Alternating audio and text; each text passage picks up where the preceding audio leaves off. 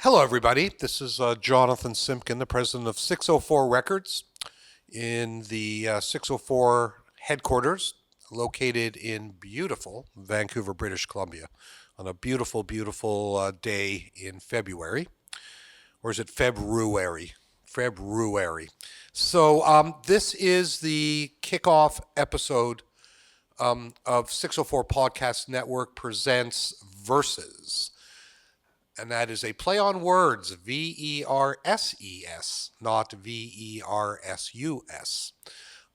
This is a new podcast series we're putting together kind of to give people a bit of a behind the scenes look at what goes on at a record company, what goes on, with the release of an album, just to give people a bit of a glimpse into the inner workings of a record company business and from the perspective of the record company, but also, of course, from the perspective of the artists.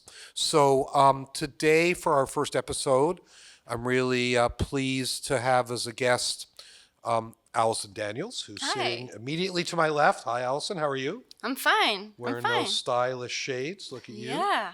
And next to Allison, to her immediate left, is Emily Palick. Hi, everybody. Emily is the lead project manager for Allison's project. And yeah, we're excited because we just put out the first single from Allison. Who, what, where, when, why, or as we like to call it around the office, 5W. It's faster. It is. It makes it easier. It's also easier on email to do it that way. So yeah, we thought we'd have a little chat about just what the experience has been like so far and what sort of led us from, A to B, because for the public, they're going to be seeing your single and your video, and it'll be the first thing they know about you. But of course, a lot has happened that kind of led you to this point. So maybe we'll go back to that. I guess I'm the guy who's responsible for signing you, and it all started with an email Yeah. that you probably sent it to a lot of labels. Not that I don't much. think I was special or anything. I'm just. Not that much. But why don't you tell us sort of how did that start? Like you sent me an email, but sort of what led up to that? So I was looking for someone to help me like level up my career because it was hard for me to do it alone by myself. I mean, I had people who helped me, but I wanted to do something really like big and special for my first album or my first EP at that time. And I didn't want to do it as an independent artist because I didn't have the contacts for it. So I wanted to do it with the right team and the right singer-songwriter or artist that will understand my vision. So this is why I sent my thing over labels at that time. Do you remember? And there's no right or wrong answer to this, so don't feel like you have to give a certain answer. But Okay. why us? Like why 604?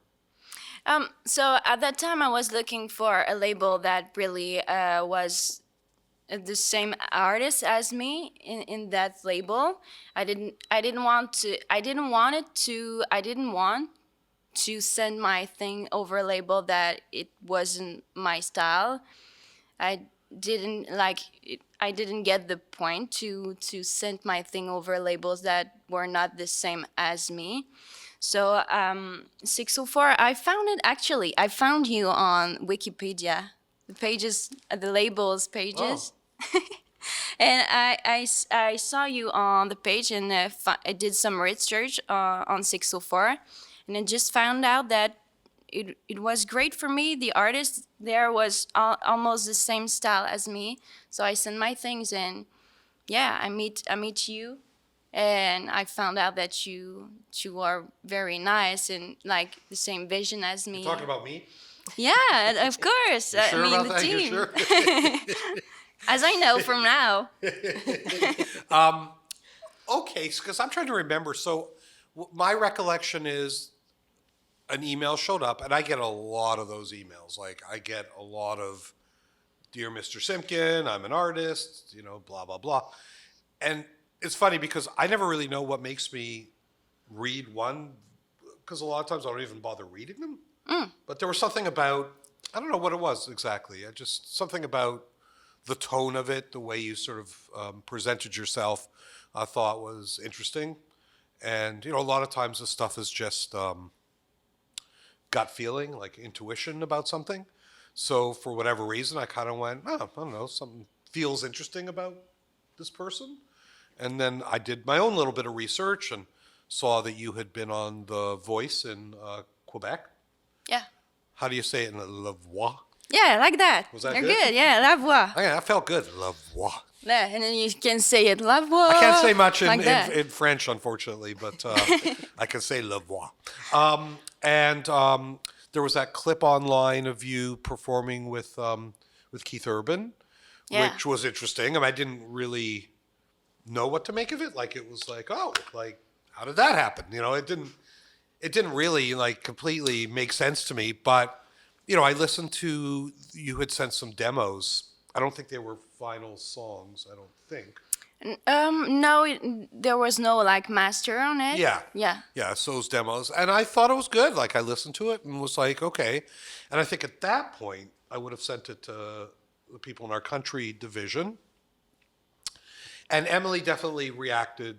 That's my recollection. It Yep. was, I think Sarah and Jenna liked it for sure, but I think you were the one who kind of went, ooh, I see why you're reacting. I was hooked from the first time I heard her voice on that demo. Really? See, I don't didn't remember know that. even the songs on there. Do you? Like, it's funny. I don't. It's funny you say The Voice because I remember her voice more than I remember those songs. I agree. Yes, I agree with that for sure. It was something in the power in your voice, and you had so much passion it came across in the songs, even in just a demo. Oh, thank you. Thanks. Yeah, I think I agree. Like, I think I reacted very much to that as well. Like, and I didn't dislike the songs. It wasn't, I didn't think the songs were good. But you've got a really rare ability to emote a certain way in a song. It's very convincing. I mean, you really know how to sell a song. you know? Okay, you mean in the interpretation of that? The emotion of it. Okay. And to sort of go like, you sort of hear you sing it and you believe it. You sort of say, oh, okay, I can, I kind of feel that emotion that you're expressing in the song, and that makes it relatable. And then there was quite a sort of delay between me kind of saying, hey, we're interested, and then us actually doing anything. And I think that was just a function of, just how busy we were and everything. But I got to think at some point you were wondering if I was even going to ever. Yeah, I was. What happened at that time? Oh God, I'd love to tell you. I remember. I could barely remember last night, so my memory is not very good anymore. But I think we were just super, super busy, and it's hard. Like you want to make sure you have what's the phrase? Buy-in from the company. You want to make sure, because if I like you, but nobody else is feeling that as strongly, that's tough. Because I'm not. You here we are 6 months later, 8 months later, whatever it is.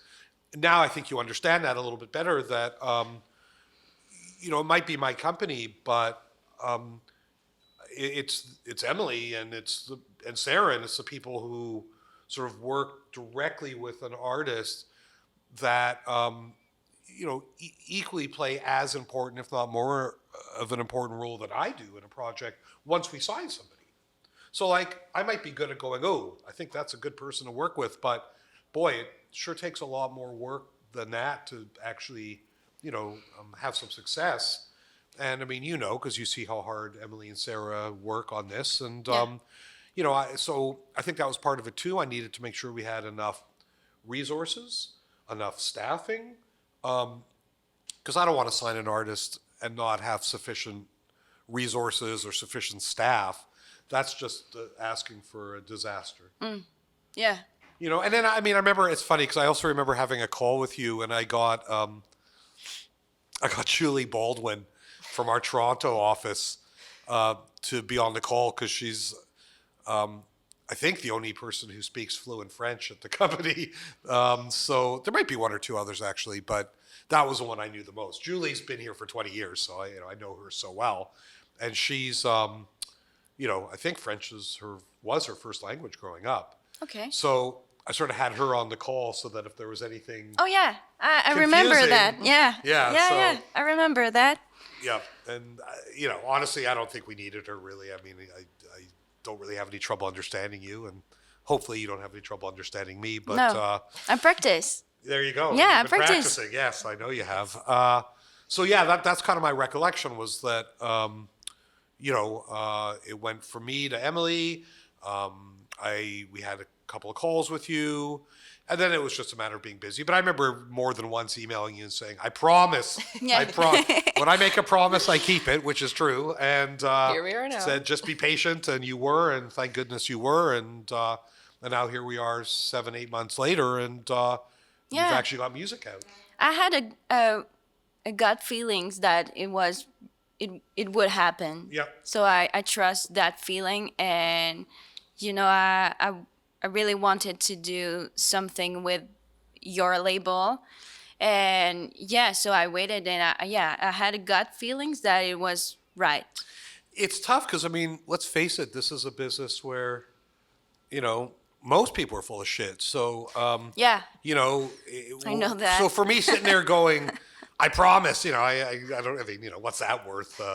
It's not really, I mean, once you know me, it's worth a lot. But if you don't know me, then, it's just some guy saying, I promise, so, but I'm glad you were patient. I think the next sort of big thing that happened was, when you came out and started working with, Ryan and Tavish, and that, for those of you out there listening, Ryan Stewart, who is a very successful Canadian record producer, and Tavish Crow, who's also a successful radio producer. I have worked with both of them in varying capacities for many, many years. Tavish was in a band on 604 called By Starlight. Did you even know that? No, I didn't know that. Yeah. Really? Oh, yes. He was a lead guitarist? He was the guitarist. His brother, oh man, I'm having a brain fart. His brother, Tavish Crow, and oh my God. Anyways, so sorry, Tavish's brother. He's now a lawyer. He actually ended up going to law school. But he and Rachel Ashmore, who we're still friends with, it was their band, and didn't really do very well. It did okay. But Tavish's brother decided he wanted to go to law school.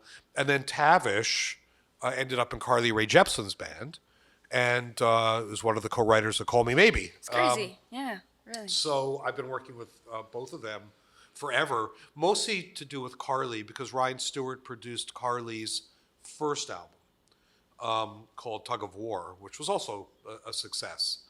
And, that's one of those things where just a gut feeling. Sorry about that, folks. We have a truck Some outside. fans. Oh, I don't know. That's all right. Gives it a air of reality, I guess. But we. I just had a gut feeling that they would be good people to work with. Like, I remember you telling me you did want to work with people who could help writing wise as well as production wise. Mm-hmm. And you know what? When an artist makes his or her first record, it's a pretty daunting experience. And that was part of my decision, I suppose, as well, was they're both such gentle, decent guys. Like, they're just, because that's not always the case. I mean, sometimes people will work with an art, like, we've had a few, I don't want to throw anybody under the bus, but we've had a few examples where an artist's first record was a nightmare because he ended up working with a producer who's impatient and unpleasant. And, Yeah. it was really important to me that your first experience, in the studio with us be positive. They were so kind and so patient especially for when I was recording for my English accent when I was singing. we had a lot of time on that, and they were really patient with me, and they really understand my vision for the album, what I wanted to do, and they really understand what I wanted to do, and they were really like, they keep doing what I wanted. Does it make sense? Yes, completely. And so we flew you out, and you went into the studio with them, and we all got to know each other a little bit, and had a dinner or two, and so on and so forth. I think in my brain, the next significant thing that happened is when we heard Who, What, Where, When, Why. I remember, Emily, maybe you could, were they demos? Like, I remember, all I remember is the song, that was the first song that came in. It was the first song, and it was just a demo the first time we heard it. Was it the beginning of the master, or was it even, like, I don't remember. We recorded the same day. Like, I did my voice, and he did some things for the instrument, but the demo was the official, like. So that's what became the master. Yeah. So I remember sending it to the country people, like to Emily and to Sarah and to Jenna, and I had listened to it a few times already. Like, I think I was excited, so as soon as it came in, I listened to it, and then I sent it to everybody. I remember I sent some kind of a note like, "Is it just me, or is like this is really good?" Like, because it was the very first song. Like, I wasn't really expecting. I didn't have high expectations, but you don't really know what to expect. And I just remember sending it around, and everybody kind of going, "Oh boy, this is really good." I remember reading that email and going, because you had said, you were like, "Is it just me?" And I'm like, "Oh, maybe it is." And I played it, and I wasn't even halfway through. I was like, "This is really good." Yeah. It was surprising Thanks. to have something turned around that fast from people you had just met. That was that. Yeah, quality. yeah, we click like that. Yeah, and then I guess it was just like like a treasure chest of great songs. I mean, everything that came was like, "Oh my God, another really good song. Oh my God, another really good song." And I mean, I think that's a testament to you. I think it's also a testament to, the fact that you and Tavish and Ryan seem to have a real sort of connection. Yeah, I think we have the same character, like the same temperament in terms of the person too, but the artistic vibe too. And I think it's what we see in a vision, artistic vision. It's like how can I say that? Like, I think we have the same vibe as a person, but as an artistic person too. Yes. What makes something special? What makes something special? Yeah, I mean, it's interesting because there's a real consistency throughout. I mean, now that you've recorded however many songs with them, 10, 11, a lot of them are very different. There's some ballads, there's some almost like flat out rock songs, there's some mid-tempo stuff.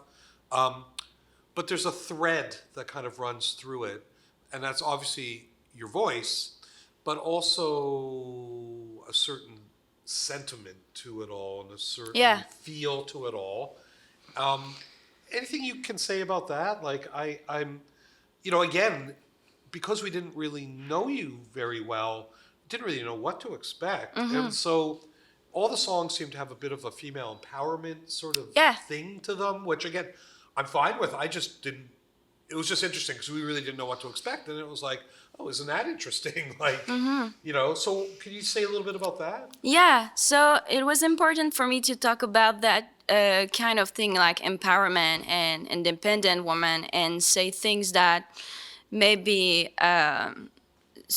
not in a pretentious way, but that not really a lot of person will talk about. And so I've been through a lot of stuff in my female career artistic that I wanted to talk about. And it was really important for me to say those kind of things because, I wanted to share that, to denounce Yep. denounce Yep. some things Like to not be- just in the industry, but in the today life. General society. Yeah. That's so interesting because in my mind, I didn't really think about it that way at all. Like, in my mind, it sounds very much about, like interpersonal relationships. Like, it sounds more like being angry at a boyfriend or angry at a husband. I didn't even think of that it might in part be informed by your experiences in the music business. Yeah, but it's what is fun with music and interpretation of the songs is that you can interpret it as what you want, Absolutely. which is But fun. you're saying that's in part what that was about? Like stuff that happened to you in like trying to have a career in the music business? You mean Like some of the negative stuff about like either men or about people lying, or was that a lot about the music business? not just in the music business, but it was about some experience that I had in today life, but in music too sometimes, and what I see in other women's eyes too. Like for example, my sister, she's really an businesswoman, and she has been through a lot of stuff as a woman for what is she's doing right now. And yeah, so That's a sister we met. She was Yeah. yeah. yeah, What's her name again? Jessica. Shout out to Jessica. Right. Okay. Oh, that's okay. That's it's very interesting to me. I mean, obviously I've been in the music business for decades, and I'm never at this point surprised by the shittiness of people. I wish I was. I wish that was something that was rare. It's not. It's something that's pretty common in this business. And I think that's, a function, in fact, in part of the fact that, we're dealing with people's dreams and hopes, which is why I think, unfortunately, it's so easy for people to get taken advantage of. And, everybody wants to succeed so badly that sometimes Yeah. you're willing to overlook stuff that's pretty obvious, but because you want something so badly. And I'm not talking about you. I don't really know much about your history before us. I'm just saying, from my experience and the stuff I've seen people really be taken advantage of in the music business, and it's gross. Yeah. I had a lot of couples. I would say, like managers that would promise me like the world, that I would do some like a lot of shows and those kind of things, like that you would have Cadillacs in your Oh God. your shooting videos, and it's like it was nothing like that. If somebody mentions Cadillacs, I think that's the first sign to run the other way. It's yeah. I mean, Like, it's some crazy it's so things. funny, right? Because like I say this to the staff here a lot. Like, it's just a business. Like we're lucky. We work with art, and anybody who works here loves art, and that's why they're here. But it's also a business, and I've never understood why so many people seem to lose their fucking minds in this business. Like, act like it's. I mean, we're not curing cancer here. Like, we're not. It's just a business. Like, it's just a business with human beings. It's not. Having a hit record doesn't give you a right to be an asshole. It just doesn't. And yet, so many people are like that in this business, where it's like you have Yeah. a bit of success, and then it's like, And I might have had that a little bit too earlier in my career, and then you sort of get some perspective. And I think I told you this because I tell all our artists this. Like, so much about having success in the music business is just keeping an even keel about things. Is that keel? Is that a French? Even keel, even tempered. Not letting bad things get you too down, and not letting good things get you too up. And Yeah. they're both equally important, because I know a lot of people who've ruined their careers because they have some success and they lose their mind. Yeah, in French you could say like tête enflée. What does that translate to? Big head. Big head. Yeah, exactly. So okay, well wow, that's all really interesting. And let's talk, I guess, a little bit like at this point. I'm not sure when this is going to come out, but this podcast, but the only song that's been released so far is Who, What, Where, When, Why. But boy, there's a lot of great songs on there, and I know the first official radio single isn't going to be that song. It's going to be the song whose title I can never remember. Emily, We both know. we both know. Thank you. I don't know why, because I always see it written as WBT or WBK, Yep. and it's in my brain. I get it confused with like WRK in Cincinnati. It's like we speak in codes around here. We got 5W, WBK. Yeah. Faster. But no, We Both Know is the next first official radio single. So next single to hit DSPs. And we're excited to launch that one. We've got Allison in Vancouver this week to film a music video for it. Yeah. So we're going to have some great assets behind that. Yeah, I guess we're filming a video. It's this weekend, isn't it? Yep, Yeah, Saturday. on Saturday. Which Yeah. I actually think I'm going to show up to because it's Really? close and my wife and kids are away, so I won't have the normal obligations that I have. But how are you feeling? I mean, now you've had a few interactions with Warner. You've had, which is our distributor. You've had a few interactions with people at radio. Mm-hmm. I wasn't really involved with that. Like I like to stay out of that stuff and let my employees and the artists deal with that. So actually, I'm curious to hear from both of you because really that was kind of Emily's first go around with this kind of stuff too. Oh, yeah. This entire experience has been my first from the ground up. Well, let's hear from you a little bit. Like, how's that been for you? It's Because I kind of said to you at some point, yep. this is your baby. I'm Yep. going to trust you with this, and you've done a great job. But how's it been for you? Like, how's it been to have to deal with radio people and the Warner Brothers people? And remember, they're going to be hearing this, maybe. So No, I can honestly say it's been a very refreshing experience. I went into this admittedly a little intimidated. This is my first time, like I said, working an artist from the ground up. I've had some great experiences with Warner and radio and other interactions with artists that I worked with in the past and the artists I still work with now. But coming into a room or a Zoom call with someone who's releasing their first song to DSPs and, we're going to the first song with radio next month and getting them super excited about it, I was a little intimidated. But Allison's talent shows even through a Zoom call. And it was very easy to get people on board and excited. And we've had some great feedback so far. It was funny, the first thing we did when she came to town this week, she flew into Vancouver on Saturday. We did a rehearsal on Sunday. And we were doing a rehearsal and it was like the second or third song we had gone through. And the rehearsal was with her guitarist, Ryan Stead. And he just looked up when the song was finished and he's like, okay, I don't think I've ever said this before, but this feels like I'm rehearsing with the master.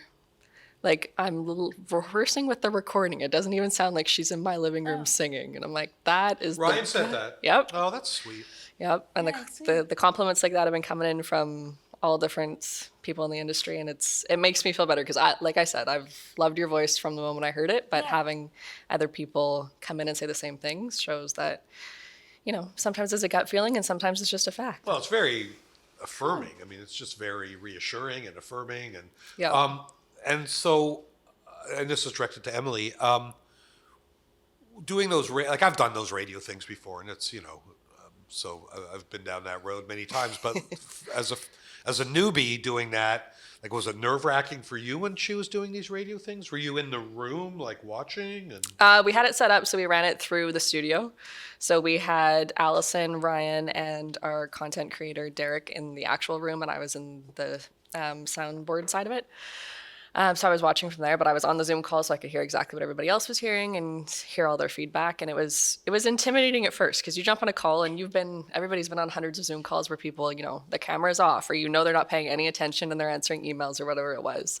And that was pretty much the vibe for most of the calls until she started singing. So then we did a little intro, did a little backstory, Keith Urban, opened for Tim Hicks, hit all the highlights, and she'd go into who, what, where, when, why first. And by the end of the song, most of the people had their cameras on, or you could tell that they kind of shifted gears a little bit and the focus started to come in. I didn't notice that. Oh, it was pretty I cool. was so in my Yeah, head well, that Yeah, Of no course. doubt. yeah, No doubt. But yeah, we did 7 calls, and by the end of the 7th call, you were a pro. Like, I didn't have to worry about you at all. If you were nervous, you hit it very well. And it was a very unique experience, but super cool. I was nervous. Okay, I yeah. was Let's very hear, now let's nervous. hear your perspective. Was it nerve wracking and? I was very anxious before the meeting with the radio team, but Yeah. as soon as I get there, like I don't know why, but all my anxiety was not there. I was just having fun, and yeah, I was just like I tell myself a lot of things before going to the interview, and I was telling to myself, Allison, you're good. You can do it. You did a lot of shows before. You can do it. And when I was there, I was like, okay, it's just a show. I will do it. I was not nervous. I was like, why am I not nervous now? Yeah, it was great. Okay, well that's because it's funny, right? Because you sign an artist, and then you don't really know 100% what you're signing when you sign an artist. Like you got a feeling about it, but you might know a couple of songs, you might have talked to the person a couple of times, but there's so much that goes into being successful as an artist, and you really don't start to learn about that until you start to do stuff.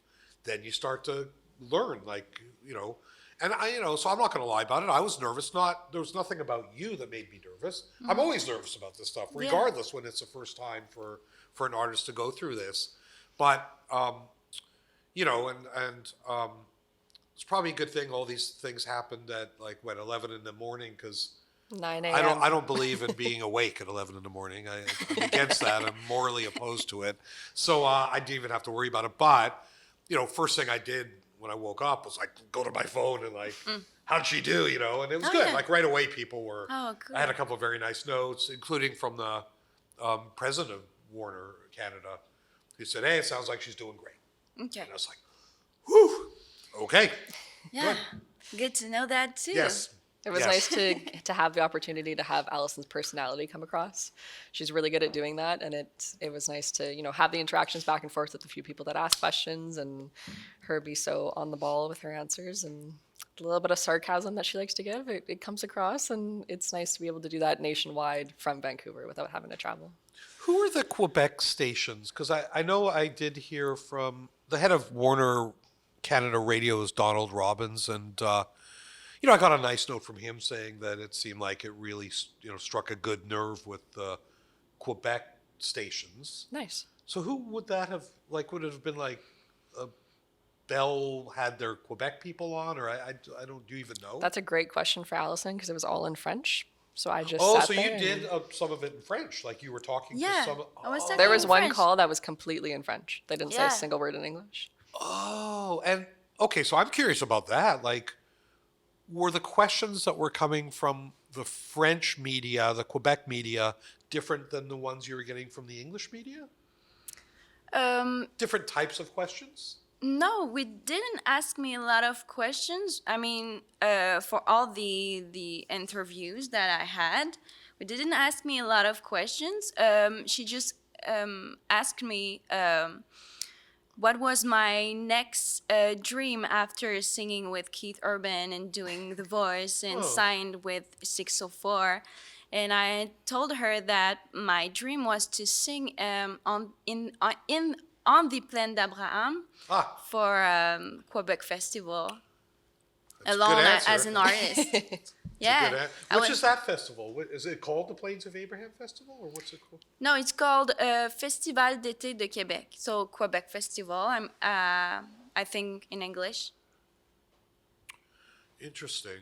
Yeah, no. Yeah, it's pretty big. Like yeah. every year we had thousand people. Interesting. Yeah, I haven't done, it's funny. I've only ever been to one festival in Quebec. What's the electronic festival they have every year? Electronic festival It's big. in Quebec? Yeah. Not in Montreal. It was in Montreal, Okay. and it's called. God, is anybody in this room know? Nope. What's wrong with you people? You start speaking French and I'm out. I don't know. Sorry. Anyways, trust me, it's massive, and I'm yeah. sure there's a But lot it of was, festival there. It was interesting because it was.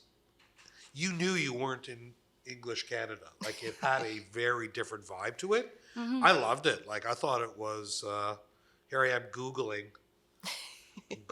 right Yeah. now because now it's gonna drive me crazy. Montreal electronic because Coleman Hell was playing, and he opened for Charlotte Cardin Oh, Oh, on the main stage, which was amazing. Uh, and of course, I'm not finding anything. It's funny because what comes up is something called Mutech. You heard of- Mutek? Elisonic No, it's so famous. IQ is the first one, and then the other one I came up was UTech Montreal. Yeah, which is not the one. Anyways, sorry, here I am getting, as usual, getting way off course. But Montreal EDM. Point is, I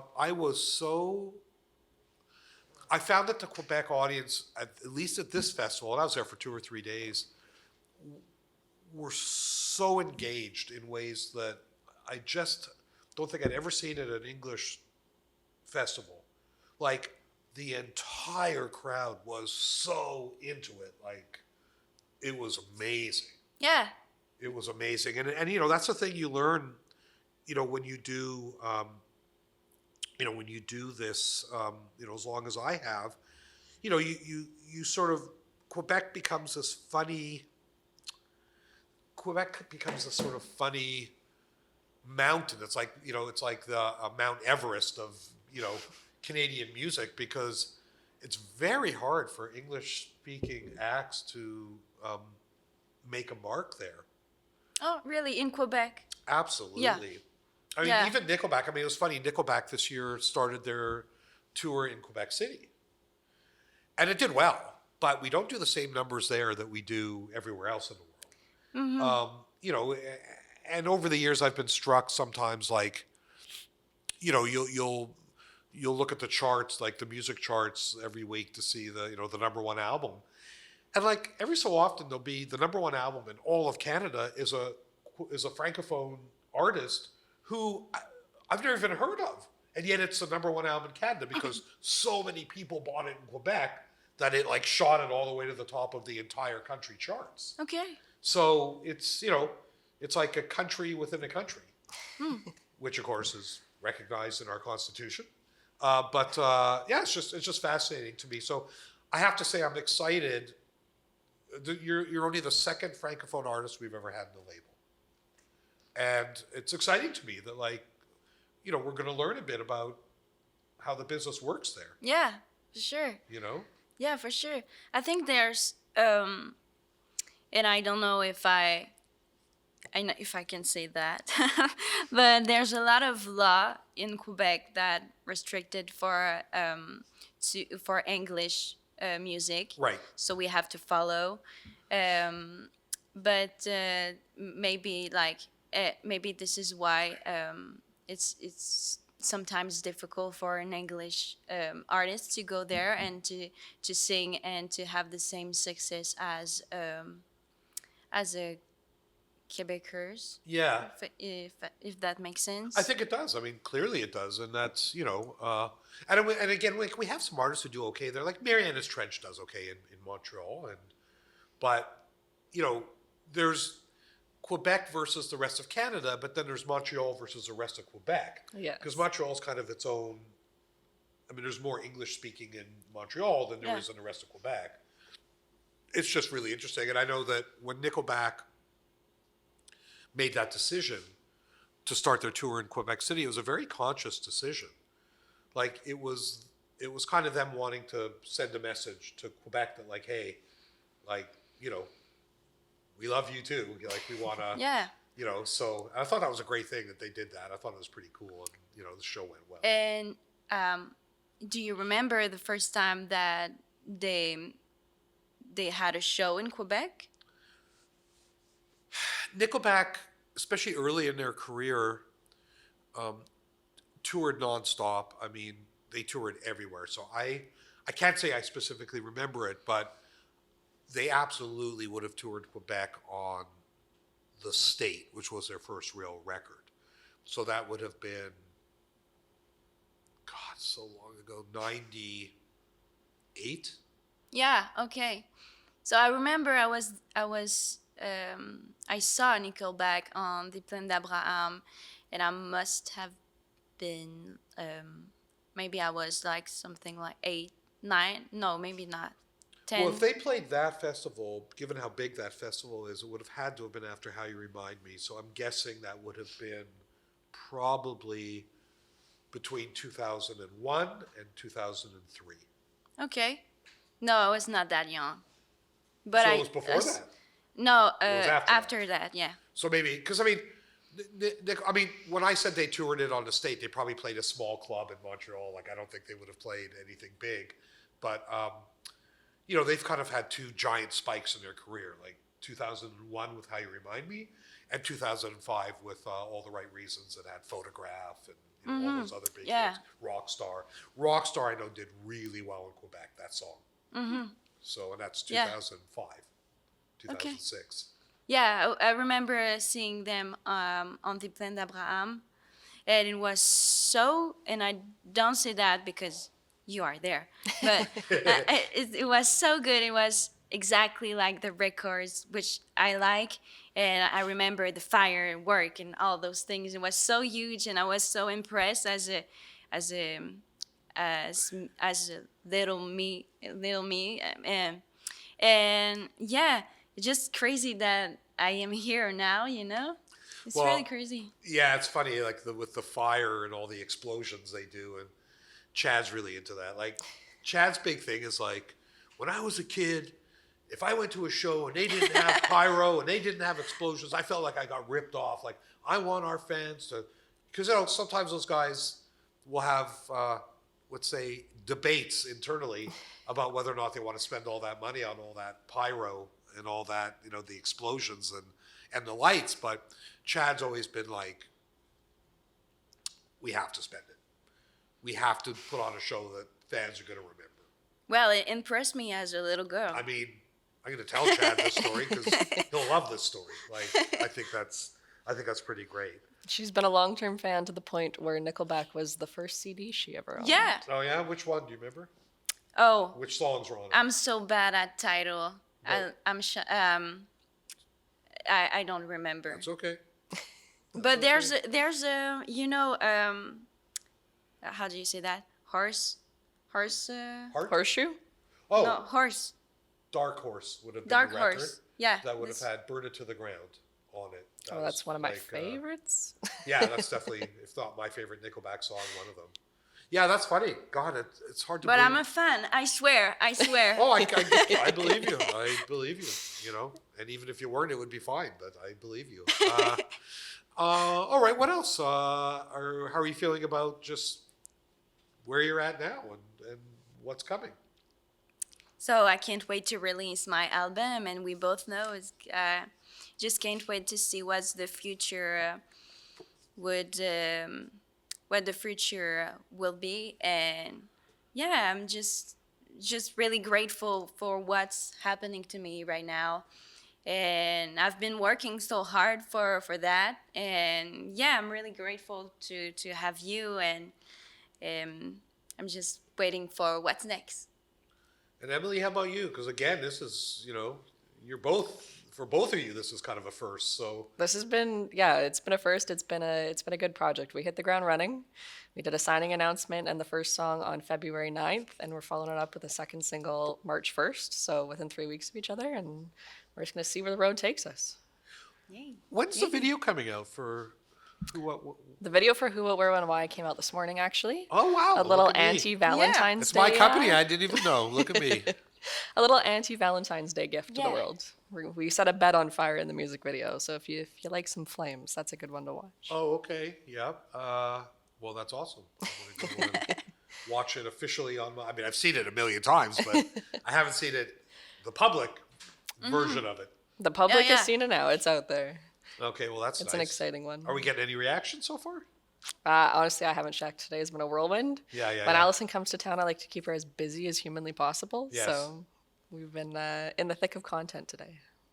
And what are we doing today? I mean, again, I'm just trying to give people a bit of a behind-the-scenes kind of glimpse of things. So what happens today? What happens after we turn off these mics and get back to work? What happens? I get back to work. By getting back to work today, we're going to start with auditions for the music video that we're shooting on Saturday.